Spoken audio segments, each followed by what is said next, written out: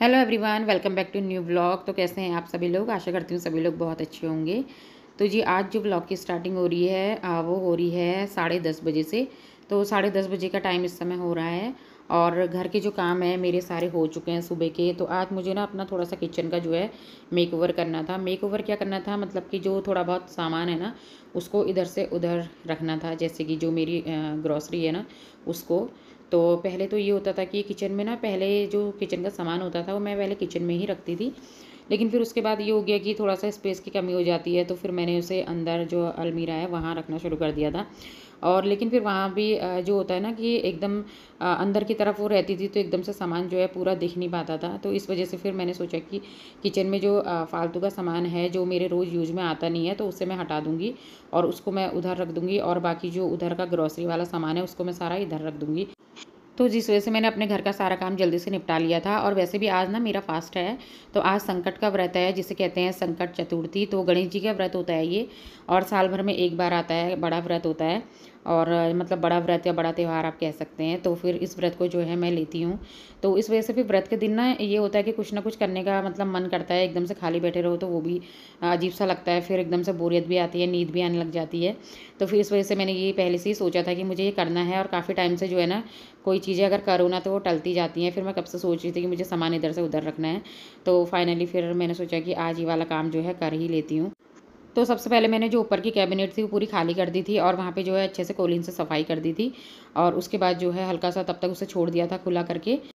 ज़्यादा सामान तो वहाँ पे रखा नहीं था, बस वही जो डिनर सेट है वो ही रखा हुआ था वहाँ पे। तो डिनर सेट की जो प्लेटें हैं ना रोज़ तो यूज़ में आती ही नहीं है। तो फिर बस 1-2 प्लेटें मैंने बड़ी वाली और 1-2 प्लेटें छोटी वाली, बाकी 2-2 जो कटोरियाँ हैं वो मैंने नीचे ही रखी हुई है। तो फिर मैंने सोचा यहाँ पे जो है खाली बेकार ये वाला एरिया ऐसे ही वेस्ट हो रहा है, तो यहाँ से इसे हटा दूँगी और यहाँ पे जो है ग्रॉसरी वाला सामान रख दूँगी। तो फिर यहाँ पे जो पेटी है ना ये भी मैंने खाली करी नहीं थी, इसे अलमारी में रखा नहीं था। इस वजह से ही नहीं रखा था क्योंकि मुझे वहाँ रखना था। तो फिर पेटी तो वहाँ ले जाती तो ये तब तक टूट जाती। इस वजह से जो है मैं पहले इसको सारा सामान जो है यहाँ पे जो थैला है इसमें रख दूँगी, और उसके बाद फिर वहाँ से एक-एक करके जो है उसे आराम से लगा लूँगी। और सही भी रहता है ना, अगर किचन का सामान किचन में ही रहे ना तो फिर बार-बार अंदर आना पड़ता है, नहीं तो बच्चों से मँगाना पड़ता है, कोई भी चीज़ होती है। और वो एरिया जो है ना काफ़ी अंदर को अंधेरा सा हो रहा था, तो कुछ पता भी नहीं चल पाता था सामान का, इस वजह से। तो यहाँ पे जो है मैं जो खाने वाला आइटम है वो ऊपर रख दूँगी, और बाकी जो बच्चों वाला आइटम है वो मैं नीचे रख दूँगी। नहीं तो ना फिर बच्चे कुर्सी पे चढ़-चढ़ के सारा सामान निकालते हैं और सारे सामान को जो है बिखेर देते हैं, तो मुझे बार-बार फिर साफ़ करना पड़ेगा इस वजह से। तो सारा सामान मैं यहाँ से छाँटती जा रही हूँ, जो किचन का है उसे किचन में रख रही हूँ, और जैसे जो पेस्ट हैं या साबुन है, सर्फ़ है, तो उन्हें जो है मैं बाथरूम में रख दूँगी। और वैसे भी मेरी जो मशीन है ना वो ऊपर ही रहती है, तो एक सर्फ़ मेरा ऊपर रहता है और एक जो है नीचे रहता है। ज़्यादा तो जो पैकेट रहते हैं वो ऊपर ही रहते हैं, और क्योंकि नीचे कपड़े बहुत कम धुलते हैं, और लेकिन फिर भी ज़रूरत तो पड़ ही जाती है, तो इसलिए मैं नीचे भी रख देती हूँ। और बाकी जो है और जो सामान है वो जो है अंदर की जो कैबिनेट है वहाँ रख देती हूँ। तो इस तरीके से सारा सामान अलग-अलग जगह पे जो है वो सेट करके रख देती हूँ। और यहाँ नीचे की तरफ बच्चों का आइटम रख देती हूँ, जैसे कि जो रस होते हैं सूजी के वो, बिस्किट हो गए। तो इस तरीके की चीज़ें जैसे बच्चे खाते हैं, कॉर्नफ्लेक्स हो गया, और जो भी बच्चों का आइटम होता है तो उसे मैं नीचे रख देती हूँ। और यहाँ पे जो है जीरा भी लेके आई थी, तो उसे भी मैं हाथ के हाथ डिब्बे में फ़िल कर देती हूँ, नहीं तो ना फिर ये थैली में ही रखा रह जाएगा। तो आजकल बरसात के टाइम पे ना कोई भी चीज़ थैलियों में रखनी नहीं चाहिए, और अगर ज़रा से भी उससे थैली में रख दिया और अगर आप 1-2 दिन 2-4 दिन उसे भूल भी जाएँ ना, तो चीज़ें ख़राब होने लग जाती हैं। और बाकी जो यहाँ पे ये डिब्बा है तो इसमें मैं ना बचा हुआ जो आइटम रहता है, जैसे कभी हमने नमकीन खोली या कभी बिस्किट और कोई पोहा और नमकीन या कोई भी चीज़ होती है इस तरीके की, जो भी खुला हुआ आइटम होता है, तो फिर वो मैं जो है इसमें रख देती हूँ डिब्बे में। और जिससे कि पहले जब मैं कोई भी सामान बनाऊँ तो पहले इसे चेक कर लूँ कि इसमें कोई चीज़ बची तो नहीं है। यहाँ पे साथ ही साथ मैं दिन में लंच की तैयारी भी कर रही हूँ, तो दाल जो है मैंने भिगा दी थी, तो फटाफट से इसे मैं चढ़ा लूँगी। और जो खुले हुए पैकेट होते हैं ना, उन्हें इस डिब्बे में रखने से फ़ायदा ये होता है कि अगर जब हम उस चीज़ को बनाएँ ना, तो पहले एक बार जो है हम जो डिब्बा हमने इसमें रखा है, जो भी खुला आइटम उसे चेक कर लें, जिससे कि पहले वो बन जाए और उसके बाद जो पैकेट बंद है, तो जब ज़रूरत पड़े तो उसे हम खोल लें। नहीं तो फिर ये होता है ना कि कोई भी चीज़ें जो होती है वो खोल करके हम लोग रख देते हैं, जैसे कैबिनेट में ही रख दिया उस समय जल्दीबाजी में, उसके बाद फिर याद नहीं रहती है, नया पैकेट खोल लिया, फिर उसे रख दिया। तो इस तरीके से चीज़ें ना पीछे-पीछे होती जाती है, ख़राब होने का डर भी रहता है। तो इस तरीके से एक डिब्बा बना बना लिया, उसमें चीज़ें जो खुली हुई चीज़ें होती हैं उन्हें रख दिया और चीज़ों को बनाने से पहले एक बार डिब्बे को चेक कर लिया तो उससे सही रहता है। और यहाँ पे दिन में ना सबको लंच कराने के बाद फिर जो है मैं यहाँ पे जो दालों वाला काम था ना वो मेरा रह गया था, जो डिब्बे में दालें फिल करनी थी, क्योंकि आजकल ना जिस समय दाल लेके आओ तो उसी समय तुरंत से डिब्बे में भर देना चाहिए दालों को, नहीं तो फिर ये होता है कि दालें ख़राब हो जाती हैं। और जो डिब्बे में पुरानी वाली दालें थी ना, अगर वो दालें थोड़ा-सा ज़्यादा थी तो फिर मैंने वो निकाल दी थी और पहले नई दाल डाल दी थी, उसके ऊपर से मैंने पुरानी वाली डाल दी थी। इससे ये होता है ना, हमारी जो पुरानी दालें हैं वो पहले बन जाती हैं और दालें ख़राब भी नहीं होती हैं।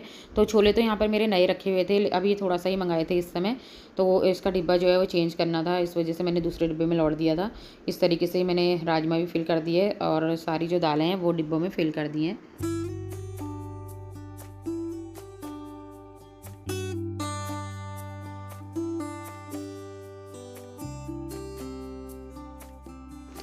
और बाकी जो बहुत थोड़ी-सी दालें बची थी, जैसे मूँग की दाल या मसूर की दाल, तो वो दालें जो है मैं फ्रिज में रख दूँगी।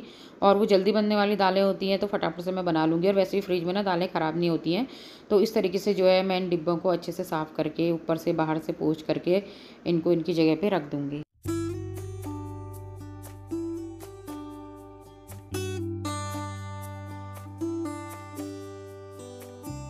तो यहाँ पे सारी दालें भी सेट हो चुकी हैं, ग्रोसरी का सारा आइटम सेट हो चुका है, जो सामान इधर-उधर रखना था वो भी मैंने सारा रख दिया है। जैसे जिन चीज़ों की मुझे किचन में ज़रूरत पड़ती रहती है वो मैंने यहाँ रख दिया है।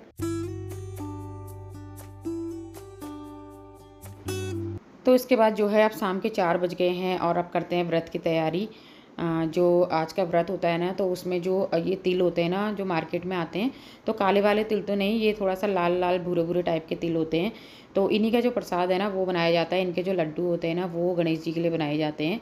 और ये मार्केट में ना रोज़ नहीं मिलते हैं, कभी-कभी आते हैं, तो जब आते हैं मैं ले लेती हूँ इनको। और उसके बाद जो है, क्योंकि काले वाले तिल के जो होते हैं ना वो कड़वे बनते हैं इस वज़ह से। तो यहाँ पे मैंने ना थोड़ा-सा जो है तिल ले लिए थे और उसके बाद इनको हल्का-सा मैंने रोस्ट कर लिया था कढ़ाई में, बिना तेल के, बिना घी के। तो इस तरीके से रोस्ट करने के बाद फिर इसको ठंडा कर लिया था। उसके बाद जो है इसको हम मिक्सी में पीस लेंगे। और बहुत पतला हमें इसे नहीं करना है, बस थोड़ा-सा हल्का-सा दरदरा सा ही पीसना है। और हल्के से ना गरम में ही ये पीसने पड़ेंगे, क्योंकि ठंडे में तो फिर एकदम पीस नहीं पाते हैं इस वजह से।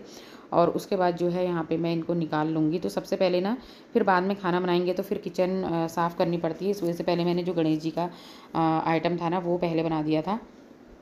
जो लड्डू थे चढ़ाने वाले वो।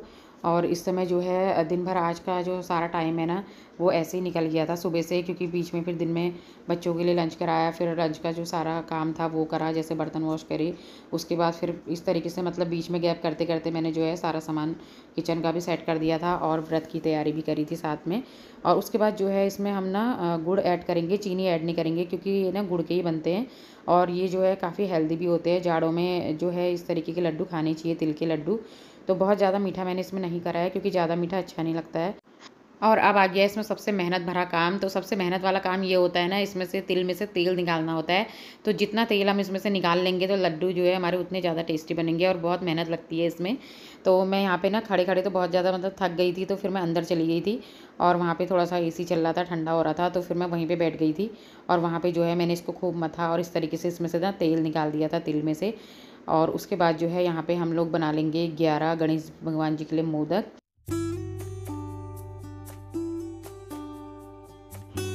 कुछ लड्डू तो मैंने बड़े साइज़ में बनाए हैं, बाकी 11 मोदक जो है वो अलग से बनाए हैं भगवान जी के लिए। वैसे तो सारे ही मैं मंदिर में ले जाऊँगी और सभी की पूजा होगी, और साथ ही यहाँ पे ना पुए भी बहुत ज़रूरी होते हैं बनाने।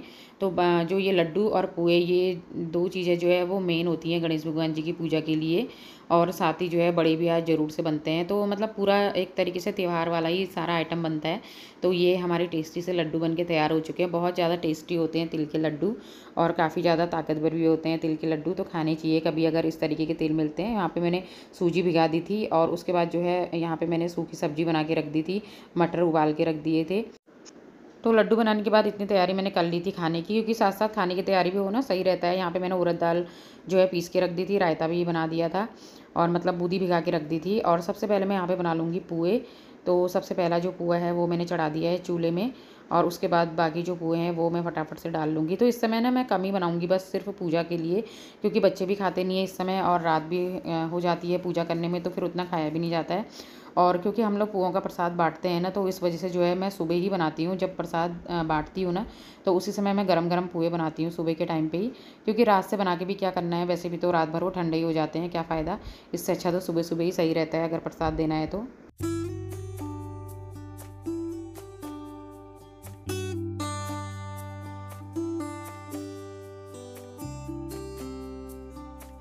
तो पुए बनाने के बाद फिर मैंने यहाँ पे बड़े भी डाल दिए थे, और उसके बाद यहाँ पे मैं साथ-साथ ही मटर पनीर की सब्ज़ी भी बना लूँगी, क्योंकि ना 2-3 दिन से त्योहार था, इस वजह से छोले खा-खा के बोरियत आ रही थी। तो फिर जो है आज मैंने पनीर मँगवा लिया था, तो मैंने सोचा कि मटर पनीर की सब्ज़ी बना लेती हूँ, और तो कोई सब्ज़ी का ऑप्शन रहता भी नहीं है। या तो फिर आलू टमाटर खाओ, या तो फिर मटर पनीर बना लो। तो यहाँ पे मैंने सरसों का ऑयल ले लिया था, उसमें जीरा हींग डाल दिया था। साथ ही मैंने यहाँ पे जो है ये पहले हल्दी और कश्मीरी लाल मिर्च डाल दी थी, उससे थोड़ा कलर अच्छा आ जाता है। और यहाँ पे टमाटर और अदरक का जो पेस्ट था वो डाल दिया था। साथ ही जो बेसिक से मसाले हैं, धनिया पाउडर, गरम मसाला, नमक और हल्दी, इस तरीके से मैंने जो है सारी चीज़ें मिक्स कर ली थी। और थोड़ा-सा तेज पत्ता मैं पहले डालना भूल गई थी, तो अभी मैंने मसालों में डाल दिए थे। तो इतनी देर में ना हमारे बड़े भी बन के तैयार हो चुके थे, और उसके बाद जो है मैंने ना सिर्फ़ गिन के 5 पूरी बनाई थी, क्योंकि इतने दिनों से ना त्योहार ही चल रहा था। और रक्षाबंधन के बाद से ना सिर्फ़ त्योहार ही हो जाते हैं। तो उसके बाद रोज़ पूरियाँ हो जाती है, तो इस वजह से फिर मैंने गिन के 5 पूरी बनाई थी। और उसके बाद जो है अपने लिए और हस्बैंड जी के लिए रोटियाँ बनाई थी, क्योंकि ना इस व्रत में एक तो पूजा लेट होती है, फिर खाने का मन भी नहीं करता है।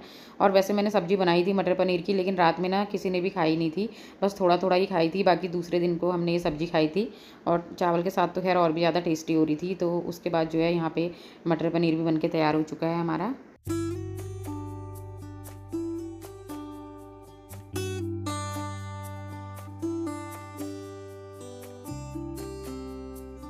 ऊपर से मैंने इसमें कसूरी मेथी ऐड कर दी है, जिससे थोड़ा-सा अच्छा-सा फ्लेवर आ जाता है। और उसके बाद यहाँ पे ना एक पूरी मैंने लास्ट में और बेल के कढ़ाई में डाल दी थी, क्योंकि फिर कढ़ाई ना खाली छोड़ते नहीं है, इस वजह से। तो यहाँ पे एक पूरी मैंने फिर से बेल दी थी, और उसके बाद जो है उसे मैंने डाल दिया था, जिससे कि जो है वो कढ़ाई में ही मैं उसे रख दूँगी। तो ये जो व्रत की तैयारी होती है ना, इसमें भी सारी तैयारी वैसी होती है जैसे हम शिव पूजा में करते हैं। तो यहाँ पे जो है 108 दूबा है, 108 बेलपत्री है, और 108 बत्तियाँ हैं, 108 चावल, 108 जौ, 108 तिल। तो ये सब सारी चीज़ें जो है गणेश भगवान जी को चढ़ती हैं, और 108 तुलसी भी हैं, तो तुलसी जो है यहाँ मंदिर में ही रखी हुई थी। और उसके बाद जो है यहाँ पे एक-एक करके सारी चीज़ें 108 बार भगवान जी को चढ़ा दी जाती हैं। और जो ये पूजा है, ये कुछ इस तरीके से ही होती है। तो एक-एक करके सारी चीज़ें जो है चढ़ा दी थी भगवान जी को।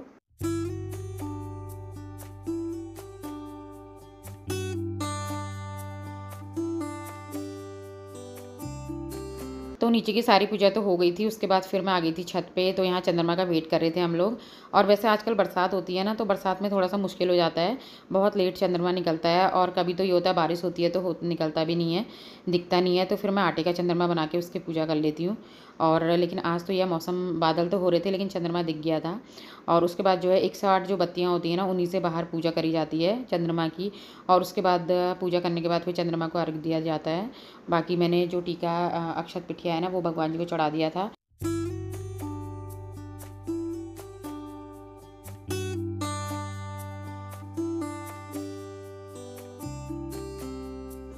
तो कुछ इस तरीके से बीता था आज का मेरा दिन। तो आई होप आपको आज का ब्लॉग पसंद आया होगा। तो अगर आपको मेरा वीडियो किसी वजह से भी पसंद आता है, तो आप मेरी वीडियो को लाइक ज़रूर कीजिएगा, और अगर चैनल पर नए आते हैं तो चैनल को सब्सक्राइब कीजिएगा, कमेंट करके ज़रूर से बताना। तो मैं मिलूँगी आपसे एक नई वीडियो के साथ। यहाँ पे मैं आपको चंद्रमा के दर्शन भी करवा देती हूँ, और तब तक के लिए बाय।